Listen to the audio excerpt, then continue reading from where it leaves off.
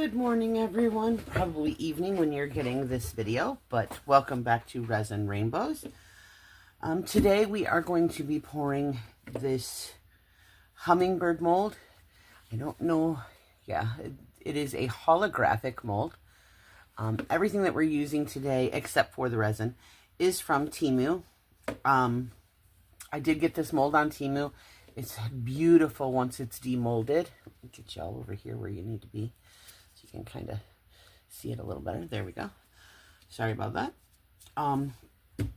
I already have 20 ounces of resin mixed up. Today we are using the Tea Expert 1-to-1 resin. It is measured 1-to-1 by volume. I wanted to try out these pens that I got quite some time ago on Temu. These are supposed to be mica powders that are in the little tips. I want to see if they're a little easier on my hands to use. So we will be using those to color this in, and then we will pour in our resin. My husband did mix the resin up for me. I am going to do a quick stir and scrape because it did just come off of the Resiner's dual-headed mixer. So I just want to make sure that we have everything incorporated.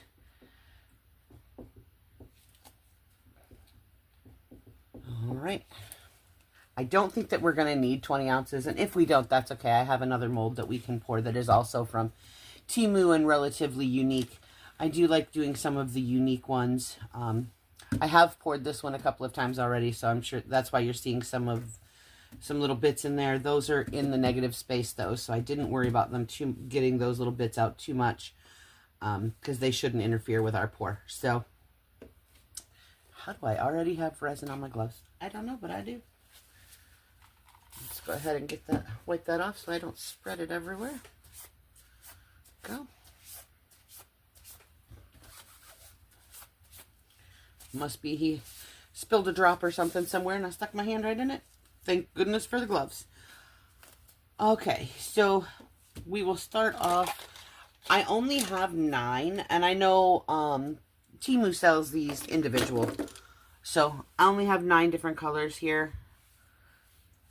So I will go ahead and we'll use what we can of these to color the hummingbird and the flowers. All right, apparently it looks like the powder might be like in the lid, and then this has the soft tip. I don't know how well they'll do getting into tight spaces, so we're gonna kind of find that out now. See what we can do. If it doesn't work, then we will switch to regular mica. So I don't know if this is going to get all the way down in there or not. It doesn't look. No, it's mostly getting in there. Trying to keep my head out of your way, but yet still be able to see. I also want to see like how much powder these actually have in them. All right, so we will come back and check that to make sure that I got in there really good. Go ahead and try this blue, and this they all have like a number on them.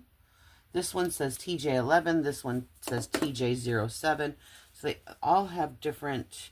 I don't know if these are going to be, get that out of there. I think that came off of the last one we just used, either that or just came off of this one. All right, well, let me get an alcohol wipe and we'll clean that up. I think that just came out of that one as I cleaned it up, or opened it up. So we will get an alcohol wipe here and we'll get that cleaned right back out of there. So apparently we don't want to open them over our mold because they could spill. So good to know. I will open it off to the side over here, and then we will take this blue one and see if it's going to get in those little cracks and crevices. Doesn't look like it, and I don't think I like the way these are spreading either. So I think we are going to go ahead and get this cleaned back up. We will put these up and we will just grab some mica powders. So stay tuned and I will be right back with some good powders. All right, I am back, and I just went ahead and grabbed our Let's Resin Chrome powders and Intense Chameleon powders and regular chameleon powders. So we have a bit of a variety here. I just grabbed a couple of handfuls of each here so that we can, because with our resin already degassing, we are in a bit of a time crunch. We don't want that to flash cure. So I've got some brushes, I've got my switching pad, got a couple of different brushes so that we can do different, that's champagne. Let's see.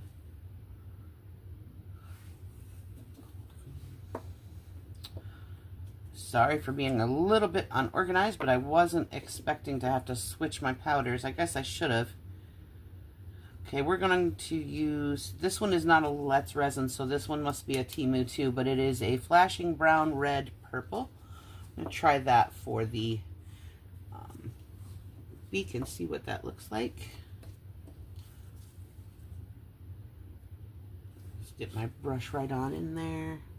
And I did take an alcohol wipe and completely cleaned out everything that we had just put in there, so that way we didn't have to worry about it getting in with these powders. Burnish it right in there all the way to that tip. You want to make sure that you get it up those sides because this is a wall hanging, so you're going to be able to see the sides too. So just want to make sure we get it all in there. And I'm not going to worry about a little bit of loose powder right now. We'll blow it out before we pour. So right now it's just about hurrying up, and we got to hurry and get it all painted up so that our resin doesn't get too warm. All right, and then I am going to grab the Let's Resin Chameleon powder in teal. I've used my switching sponge already. So now I'm just going to dip in here and do a bit of our head here. Trying to leave that eye a little bit open so that when our black goes in, it fills that eye in black. Just getting up these sides. And that little bit of blow over that it just did, it's fine because that'll help it to fade into the next color. So I'm not real careful when I paint this one because I do want my colors to kind of mix and meld where they're going to meet. Just trying to make sure that I just get it up those sides all the way. This one is also notorious for bubbles. It is so bad for bubbles, but it's such a pretty hanging that it's almost worth it. Almost. We will have a lot of repair to do. Okay, that's great. This one is the Let's Resin Chameleon in blue. So we're going to go from teal to blue. To just a bit of a darker blue. We'll come back to this wing here in a minute.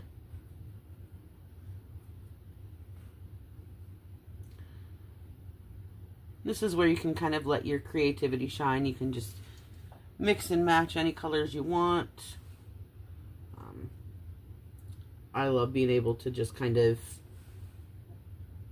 say, okay, I think I like that color, and put it in there with a mold like this. And I do see that I have a little bit of a blank space here, so I definitely want to make sure I get that burnished in. And I do like to take my next color kind of up into the previous one. Just a little bit. It's not, you're not going to see it because it's whatever hits the mold first. So, double check my sides here. This one has so many angles, it's sometimes hard to see all of them. Okay. All right. And I think I want it to have kind of a reddish chest. So I'm going to use my magenta, which again is the Let's Resin Chameleon powder in magenta.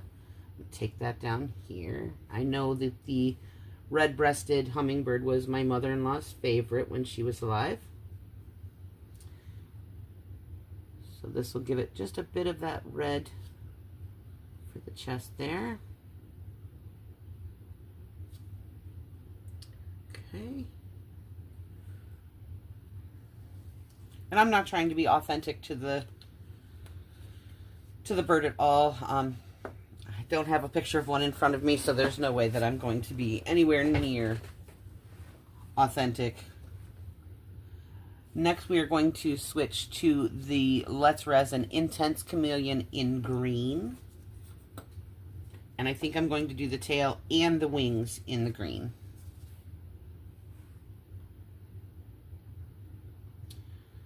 This is actually going to be a gift for my best friend. She does not know she's getting it yet. I did pour this yesterday off camera. It had some glitter that had dumped in it, and I had tried everything to get the glitter out, so I decided to just basically do a pour that I knew most likely I was not going to be able to sell or anything like that. I cleaned up as much of the glitter as I could, and then I poured even in the empty spaces here, just to get all that glitter out. And my daughter absolutely loved it, so she will be picking that up in a couple of days. And I do have it sitting over here. I'll probably show it to you at the end of the video, so that you can see what that looks like. It does have just a little bit of the glitter that you can still see, but she didn't seem to mind. So, and I told her about it, but she just really wants it for her house. And since she is not quite a newlywed, but definitely hasn't been married very long, they're still kind of merging their houses and whatnot. So I told her that was fine. She could have it. So she'll be picking that up in a couple of days. These do take a little bit longer to cure, because it is thin, it is intricate. It'll be very, very bendy for at least a week. This is one that if you're making it for a craft show, something like that, you're definitely going to want to let it set for a minimum of 2 weeks to make sure that it cures all the way and isn't bendy when you take it to your event. If you're taking it to an outside event in the summer, I would say maybe even make it a month ahead of time. I tend to try to make these a month ahead of time for Christmas and things like that, which is what this one's going to be. It'll end up being a Christmas gift. So that I know that when she gets it, it'll be ready to hang on her wall. The nice thing is it's already got the hole here and one over here built into the mold. So that's where your screws or whatever, nail or whatever, will go for you to hang it. So I don't have to worry about putting hardware on this. Once I pour it, it's good to go. And the mica powders will dull the holographics in this just a little bit. They will still be there because of the black picking the holographics, the mica powder up. It does leave the holographics. They might be a little bit muted, but they're still there, and it catches that light, and it's just, the rainbow is just awesome.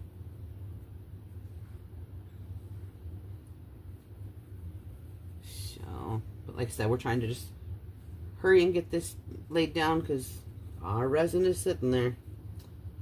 So my husband went to take the kids to Vacation Bible School today. It is Saturday, but there is a, our local church here is having Vacation Bible School today. So he took them down to that. And the little one has decided he's not waking up just yet this morning, which is unusual because it is fairly late. But I've checked on him. He's okay. He was up in the middle of the night. He is still adjusting. He had his 4th brain resection where they removed a portion of his brain in November. The first 3 that he had at another hospital did not work. He has epilepsy due to all 3 of my children now are adopted, but he had epilepsy due to his bio mother's drug use and drinking while pregnant, which caused a brain bleed and caused severe epilepsy for him. This last surgery in November it seems to have worked. We have not used rescue meds since the surgery, and it is now the middle of July. So he has done amazingly well. But we do know he just had a EEG right before the day before the 4th of July, so the second overnight into the 30 at a 24-hour EEG. And we do know that he does still have some misfires. So, I mean, he's obviously not cured. There is no cure for epilepsy per se. But with the misfires, we will be using a laser. And I suspect that that is actually what is happening, is that he is having some misfires right now, which are causing his sleep to be a bit disrupted. So he's not getting really good sleep. I know for the last couple of weeks, he's woke up in the middle of the night a few times, 1, 2, 3 o'clock in the morning, and then he's awake for a few hours before he goes back to bed. So it's been a little hard on him and Mommy, but we're getting through. I still think he's doing absolutely amazing. He is definitely one of the strongest little boys I know. Sadly, the day my son got his cure, our friend lost her son. Our boys, we used to talk to each other all the time because our boys would be going through the same things at the same time. He did have Lou Gehrig's disease, though, as well as quite a few other diagnoses where my son does not. So every month is a great milestone for us, but a heartbreaking reminder for her. However, she's been just beautiful with the whole thing. So her son's name was DJ, and he was just a beautiful, smiley little boy. He was amazing. We never did get to meet him in person. We have met his mom in person, but we didn't get to meet him in person that day. He wasn't there. So sadly, that we won't get to do that, but we are still planning to go meet her again. I did not get the lid all the way on that magenta. I am going to use a different green for the flower stems and leaves.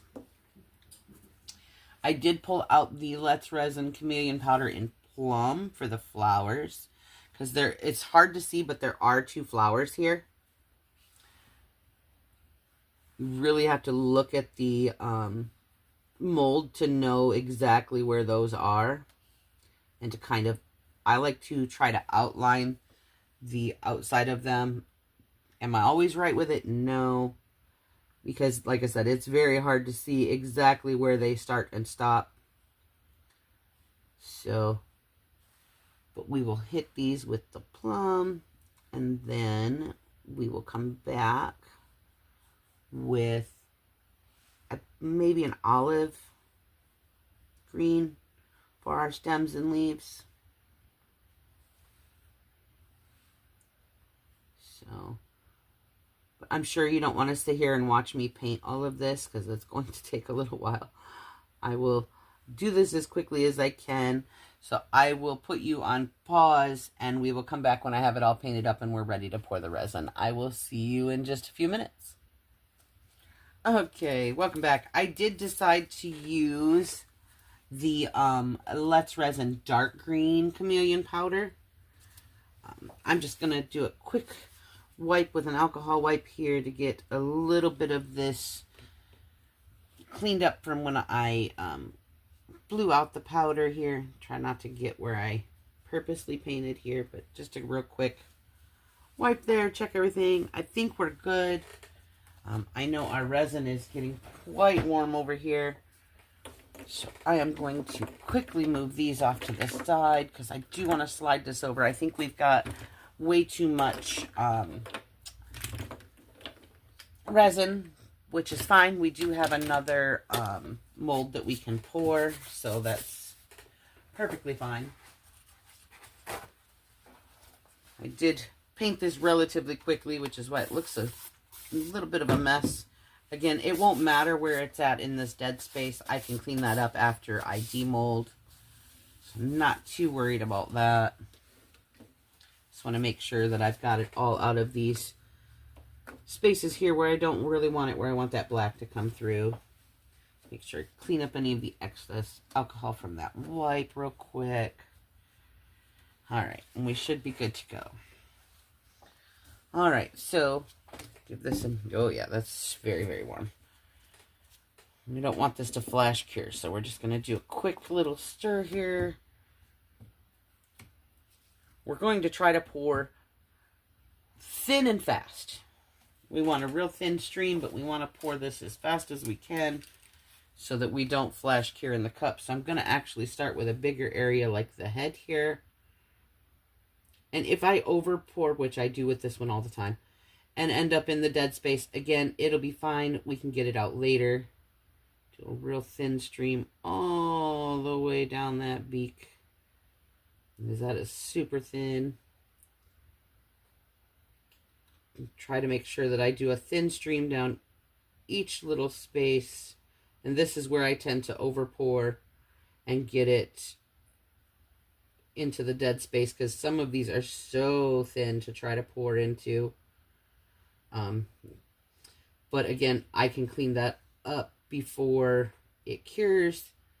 And then once it does cure, anything that's in that dead space, it'll just cure there. It'll go in my scrappy bin for a scrappy pour later. But I do know, I'm pretty sure that we don't need 18 ounces. However, I've only poured this one other time, so I did not measure exactly how much I did need. And I wanted to make sure that I had enough, because this, I mean, it's a pretty big mold. So I wanted to make sure I had enough. Whoa. And then I can see roughly, because as you can see, I am still over pouring a little bit. I can look at it when we're done pouring this and see roughly how much I've used and let y'all know how much. Because like I said, I know I mixed up 18, so we'll see what we got left when we are done here. The hard part's making sure it's full enough to go into these little teeny tiny areas too.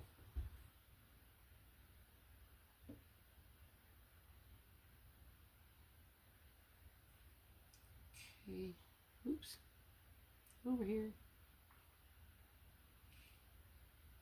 Little stems. Like I said, I did go with the dark green. I thought that would contrast a little better, and I believe it's the intense mica powder dark green. I'm not 100% sure. Sounds like little man might be waking up. I hear him talking in there. Yep, he's waking up. So perfect timing. So we will get this filled up the rest of the way, and then we will let it cure. But I do want to finish pouring this, let you know how much I used, and then pour the remainder into another mold that I have, because I think we're going to have plenty for their bigger mold. Oops. Whoa, I way over poured right there. Now I've got it off on my mat. Really?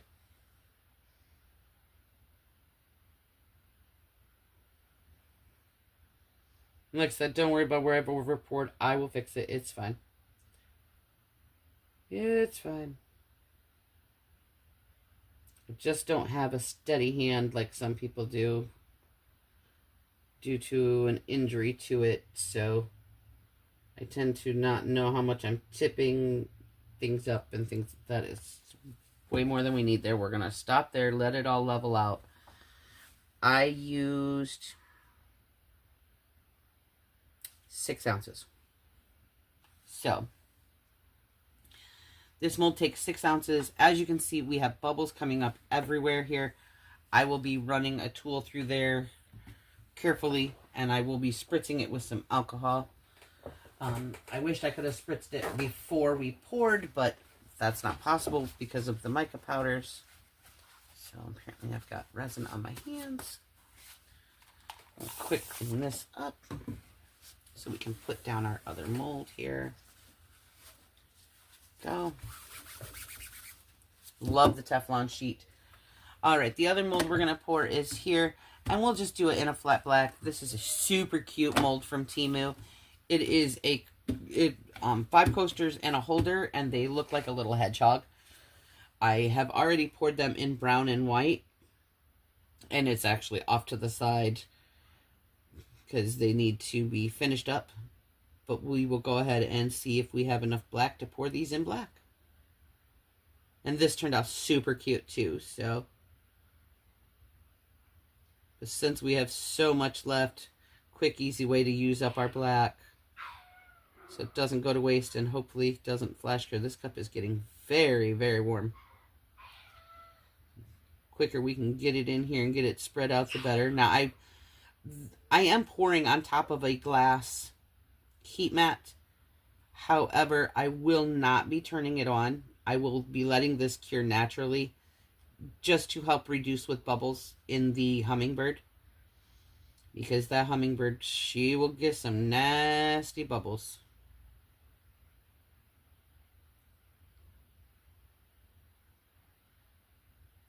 But this here does turn out super duper cute.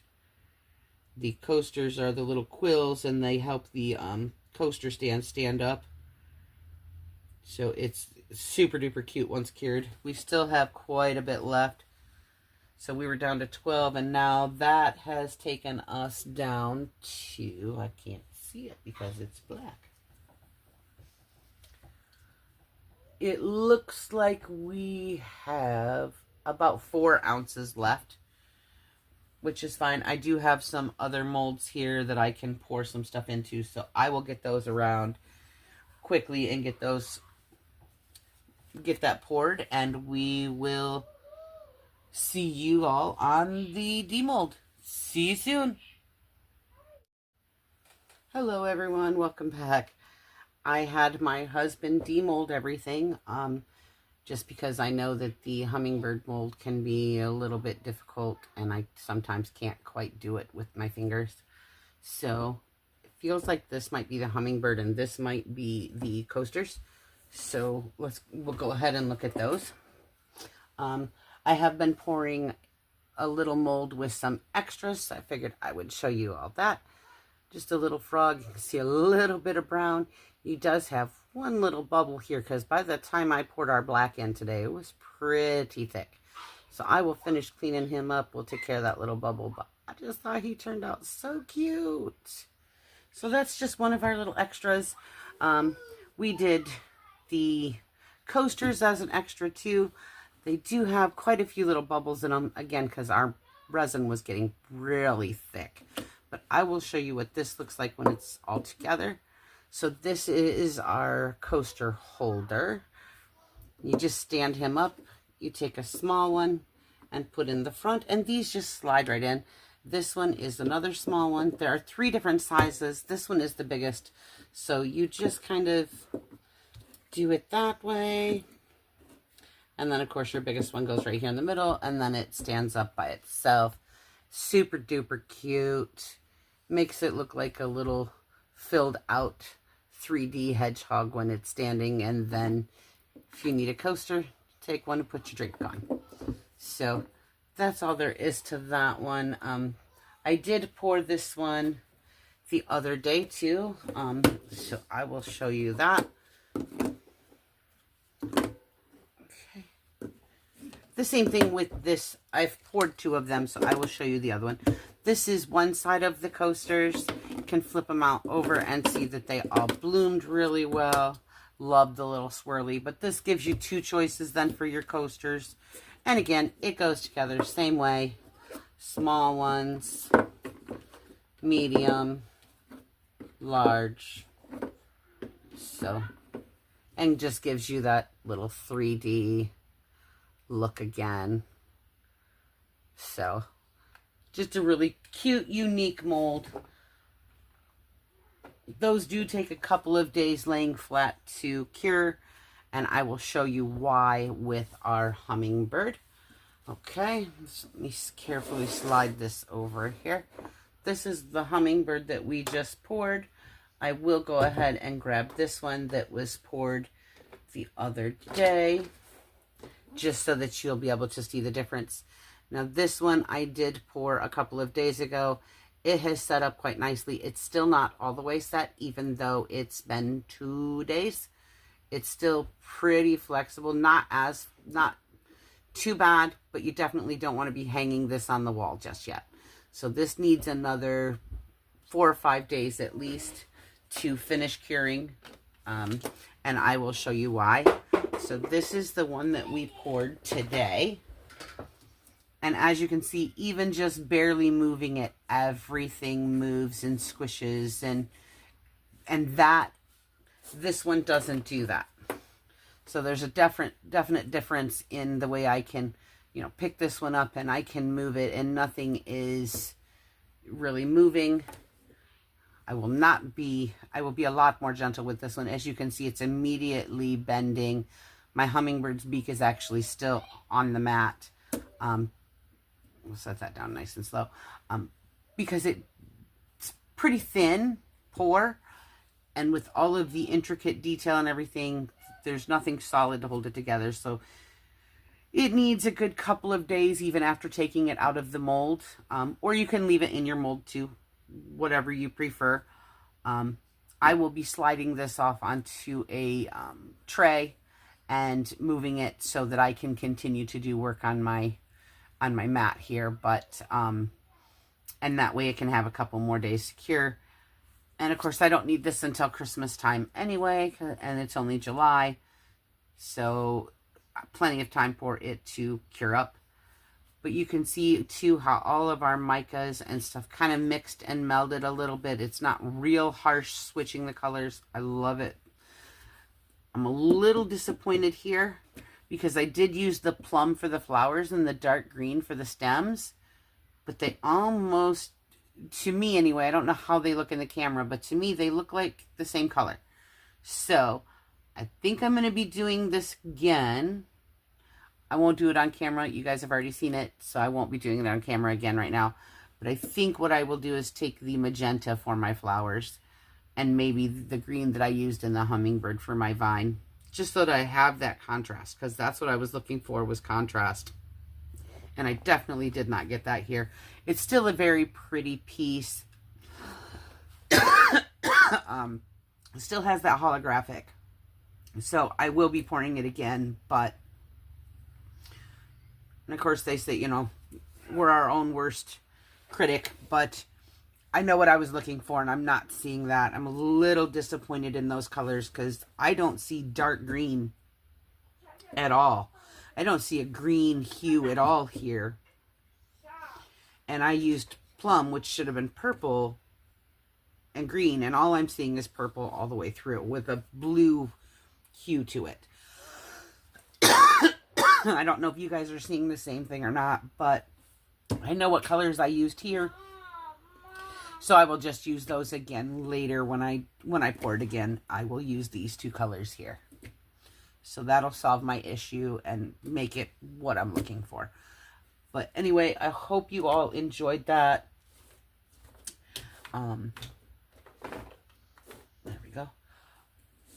I hope y'all learned something, and I hope to see you on the next one. Bye.